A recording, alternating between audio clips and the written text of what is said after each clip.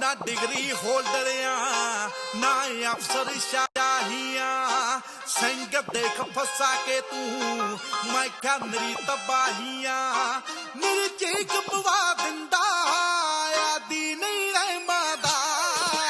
दस करोड़ा ता मुंडा डॉक्टर बनना दा नी तू दस करोड़ा ता जट डॉक्टर बनना दा